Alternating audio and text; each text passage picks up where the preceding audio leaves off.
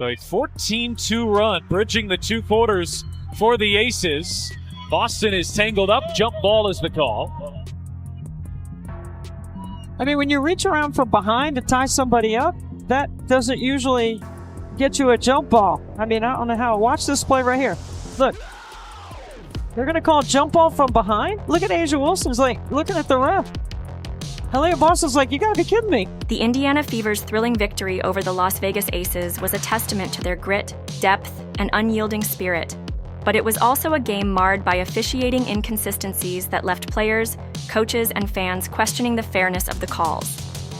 A 14-2 run by the Aces bridging the second and third quarters set the stage for a contentious battle, with a controversial jump ball call encapsulating the Fever's frustrations. When Aaliyah Boston was tied up from behind by A'ja Wilson in a clear physical play, the referees opted for a jump ball instead of a foul, leaving Boston staring at the officials in disbelief and Coach Stephanie White erupting in a rare display of raw emotion. It looked like the WNBA referees has been caught yet again not playing fair with the Fever, with Stephanie White, and she said that's bullshit. She said it's just like that, man. I've never seen Stephanie White curse, bro.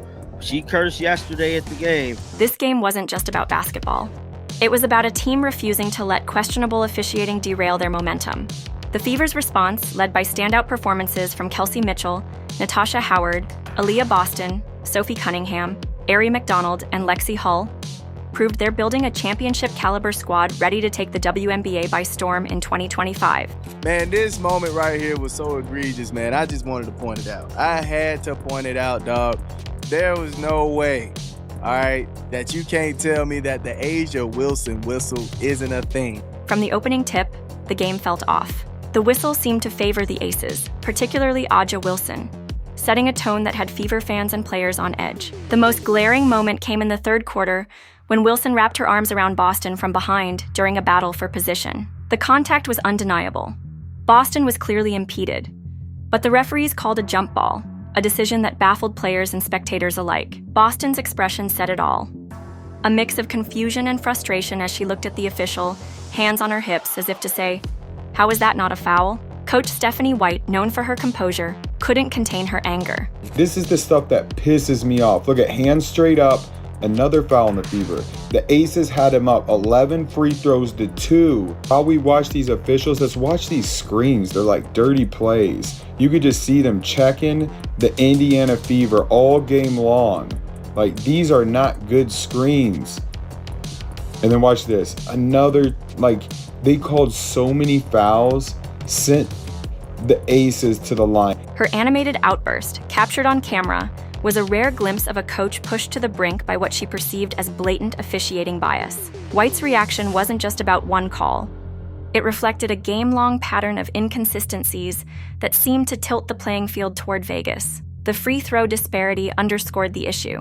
The Aces shot 17 free throws compared to the Fever's 12, despite Indiana's relentless attacks to the basket. This 5-shot gap wasn't the result of superior play by Vegas, but rather a series of questionable calls that favored Wilson and her teammates. For instance, when Boston or Sophie Cunningham made similar contact in defensive situations, the whistle blew immediately. Yet, when Wilson initiated contact, whether grabbing Boston's arm or bumping Cunningham off her spot, the referees often looked the other way. This double standard was evident in multiple plays, including a moment when Wilson knocked the ball out of bounds, but the Aces retained possession, further fueling the Fever's frustration.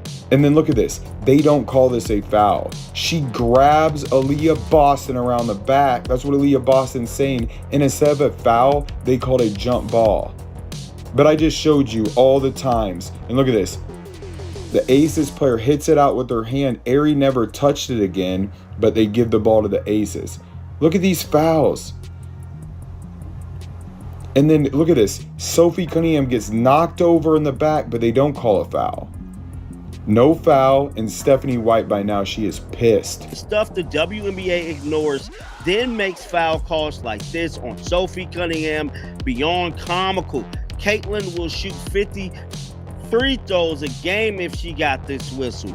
Now, we know Caitlin Clark has not been seeing a promising whistle from the WNBA referees. And I'm telling you right now, it don't look like she will, man. Boston handoff Cunningham. Cunningham too strong.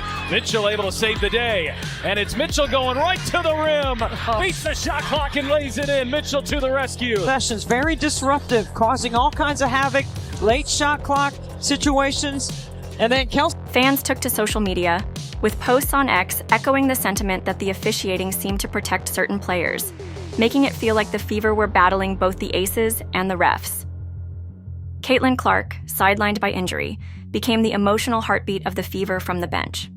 Her frustration boiled over during a particularly egregious sequence in the fourth quarter when another questionable call went against Indiana.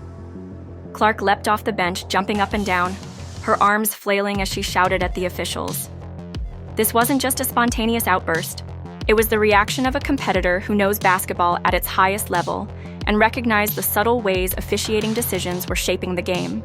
Clark's animated response, broadcast for all to see, resonated with Fever fans who felt the same exasperation.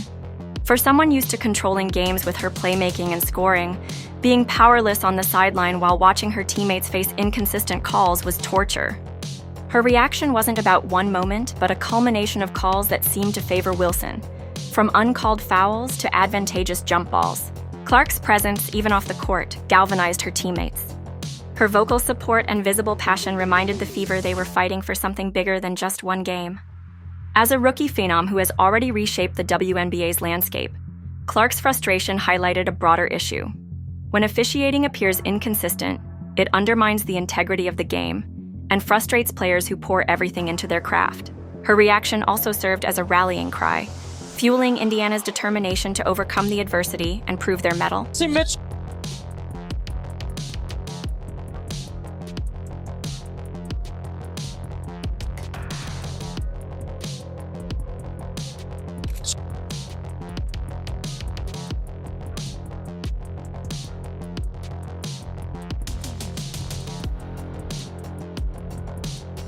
And that's what Indiana's trying to do here with Vegas. Mitchell leaves it. Howard open. Knocks down a three. Here's McDonald. Jitterbug into the paint. Howard aggressive attack. Left hand. Got it to go. And a foul. When she gets the basketball in space and she's got a one-on-one, Natasha Howard has a lot to do. In her last 6 games from the three-point line. Here's McDonald running the floor, doesn't get the whistle, but guess who to clean up?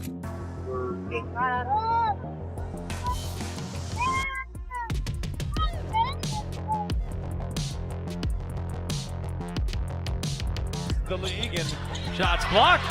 Hull bounces. Knocks down a three.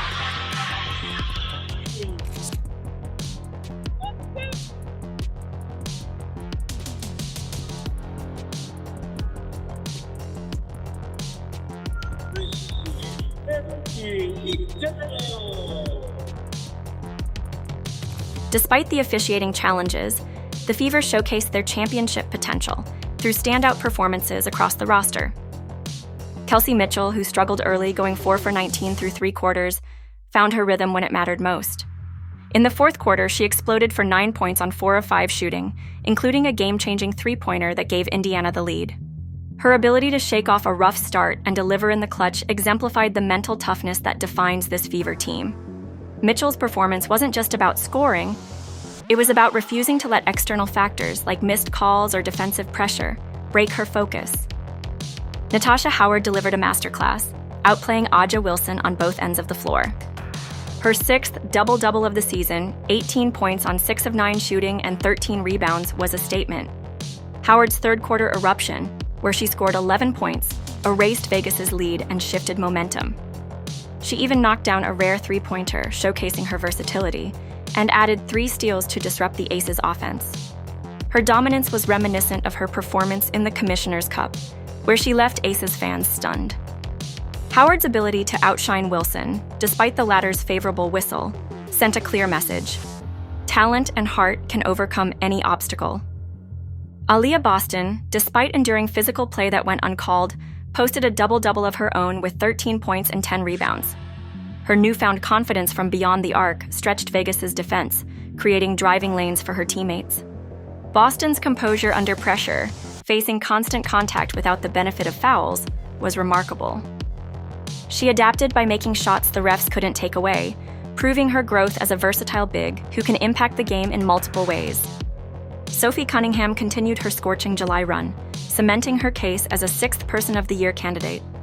She dropped 15 points on 4 of 5 shooting, including 3 of 4 from 3, treating contested long-range shots like layups. Over her last 6 games, Cunningham has shot an astonishing 1% from three-point range, averaging 13.7 points per game. Her emergence as a reliable scoring threat and versatile defender has been a game-changer, especially with Clark sidelined. Cunningham's ability to punish the aces from deep, frustrated Wilson, who had no answer for her range. Her performance wasn't just about numbers. It was about stepping up when her team needed her most, embodying the Fever's next woman up mentality. Ary McDonald delivered the game's defining moment with a clutch three-pointer with 35 seconds left, sealing the Aces' fate. Her 9 points, 4 assists, and 2 steals in 22 minutes highlighted Indiana's depth. McDonald's poise in high-pressure situations, going 3 for 3 from beyond the arc, including the Dagger, proved that the Fever's bench is a weapon. Lexi Hull's relentless defense and hustle plays, including a key steal that disrupted Vegas's rhythm, further underscored Indiana's tenacity. Hull's energy shifted momentum at critical junctures, showing why she's a vital part of this roster. The officiating inconsistencies in this game point to a larger problem in the WNBA: the perception of favoritism towards certain stars. When players like Wilson appear to receive preferential treatment, whether it's uncalled fouls or favorable jump ball decisions, it erodes fan trust and fuels debates about fairness. Posts on X during the game reflected this sentiment, with fans pointing out specific plays where Wilson seemed to operate under different rules. For example, a moment where Wilson grabbed Boston's arm without a call, followed by a quick foul on a Fever player for minimal contact, sparked outrage online. This pattern isn't new. Discussions about officiating disparities have dogged the WNBA for years, particularly when high-profile players face less scrutiny for physical play. The Fever's ability to overcome these challenges highlights their championship culture. Their 13-12 record and season series win over Vegas secure crucial playoff tiebreakers, positioning them as a serious contender for 2025. This game was a microcosm of their season, a young, talented team facing adversity but refusing to back down. With Clark's return on the horizon, paired with the emergence of players like Cunningham, Mitchell's clutch scoring, and Howard's dominance, the Fever are building something special. Their depth, evident in McDonald's clutch shooting and Hull's defensive intensity, sets them apart from teams that crumble when their star is sidelined. This victory wasn't just about one game. It was a statement to the WNBA. The Fever's resilience in the face of officiating challenges shows they're ready to compete at the highest level. Clark's sideline leadership, while born of frustration, inspired her teammates to dig deeper. Her return will add a dynamic playmaker to a roster already brimming with talent. Imagine Clark running the floor with Cunningham's shooting, Howard's dominance, and Mitchell's clutch scoring.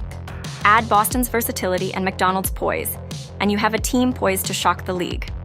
The WNBA must address the perception of officiating inconsistencies to maintain its credibility. Fans deserve games decided by skill, not questionable calls. For now, the Fever's performance is a reminder that heart and talent can triumph over adversity. What are your thoughts on the WNBA's officiating? Drop them in the comments, and let's keep supporting this incredible Fever team as they prepare to dominate in 2025. If you smash down hard enough, the officials get super confused. Wilson gets away with these fouls all the time, especially against the Fever. Hey, right. Dang, that's a fact. I forgot all about that one, man. Literally, and she laughs every time, though.